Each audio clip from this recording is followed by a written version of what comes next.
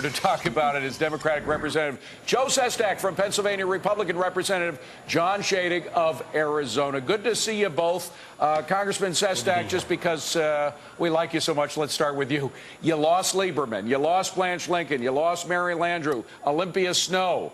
Isn't the public option dead? No, and here's why. We finally had a majority leader, Senator Reid, begin to lead over there, finally. And I think that's a very positive thing. I'm a large proponent of a public option, and you know that. I think you're going to see tomorrow is they're going to come out with a public option, and we're going to work it through the system. It's going to pass, but then we will see, I think, some type of public option from the other side. It's what comes out of conference, I think, will be the determinant. You know, Congressman Shadegg, how do you insure poor people if you don't have a government option? You know, there's a lot of talk about dropping the interstate, barriers to insurance competition. But really, how do you help out poor people if you don't have a government option? Well, first of all, the government option has nothing to do with helping out poor people. Every Republican plan that's been introduced insures every single American. My own bill insures every single American and automatically enrolls those who don't respond to a mailing saying, we have money to buy you a plan. What the public option is intended to do is to force the insurance companies to compete. And Joe's right. They don't compete right now. They have dang near a monopoly right now. But that's not because there isn't a government option. That's because Americans can't buy health insurance like they can buy auto insurance. You and I are prohibited from buying health insurance because it's tax-free to our employer, but it gets taxed to us. A public plan will simply put the government on the playing field. It won't create real competition. The government will both set the rules for the game. It'll be the umpire, and it'll be a player in the game. You talked about a much better idea, and that is the interstate sale of health insurance.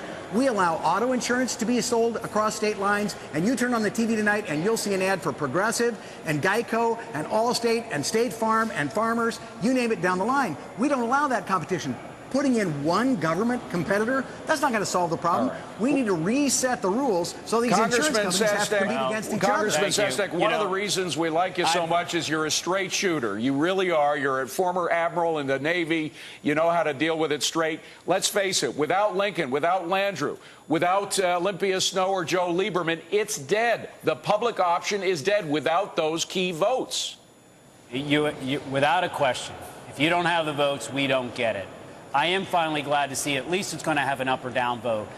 Up until a week ago, I would have told you a public option was dead, but at least there's going to be an up and down vote. But if I could pivot for a moment, I have read the bill on the Republican side about doing away with interstate regulations. I'm not opposed to that, but what they don't have in the bill is preventing a race to the bottom. For example, in Pennsylvania, if I decide to buy something in Alabama, there is no right of appeal. If a headquarters, if I could finish, John, I didn't interrupt. So let me just say, there is no, they don't say where you have to be domiciled. There are 9 states that don't have the right to appeal. And there is no, just a moment, please. And there is nowhere that they have a minimum level. What we provide in our bill is not that there's a government on the playing field. There is a mandate that everybody will have access to the same type of health care benefits that Congress members have. All right. And then by putting out in public option, let's let Representative Shadegg respond to that. Go ahead. Thank you very much.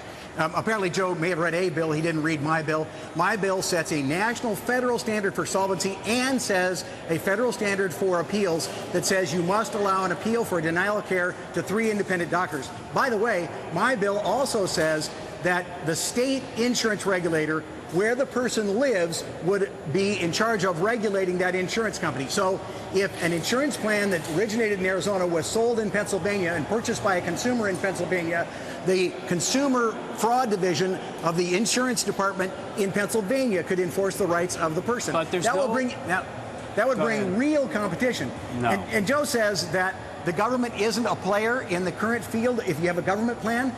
Look at Medicare. Medicare has $60 billion a year in fraud. At least. And we don't seem to be able to catch it. Could I just have a chance to retort, please? Look, what he doesn't have is a minimum level of federal benefits across the nation. So that's what's missed, if I could.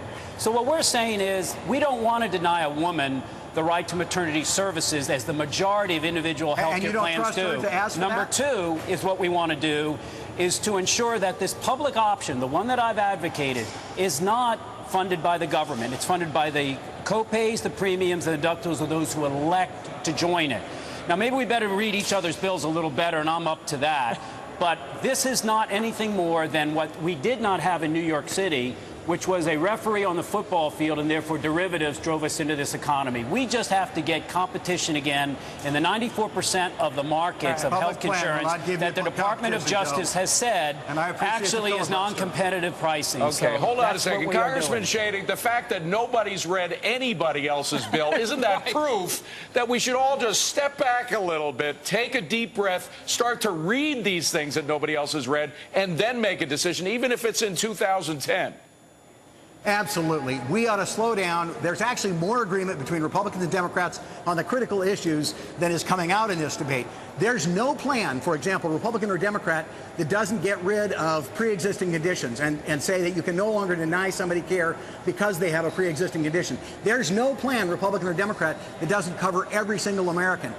And there are different ways to go about bringing down cost. But this rush to get a bill done before we've had a chance to carefully discuss these issues is, I think, a disservice to the American people. Joe just talked about a plan where he wants to set the minimum federal benefit. Yes. I'll tell you what their bill does. Their bill says that you must, for example, cover drug counseling and alcohol rehabilitation counseling in the current bill, or it's not a qualified bill. It says you must advertise in a certain specified way, and on and on and on. What does that mean to force somebody who's, for example, a devout Mormon or who has other religious beliefs, they never use alcohol, never use drugs, but they can't buy a policy without that in it? But here's what we do have, Washington if I could. has decided that it knows best what you need to buy. He's much better at me than he can find. So let me have just a moment if I could. You can only have 10 seconds because we got a hard break. Go ahead, Congressman. Yes, I mean, obviously, this is an unfair description. What we do say, because we passed a bill last September that mandated mental health parity, which included, because we all know that for soldiers, if I could finish, please, that we could have mental health does include drug and alcohol addiction. We passed that a year ago, and this bill of ours just reaffirms it. It doesn't change the law. You got to go ahead. It's already in the law. Quickly. So.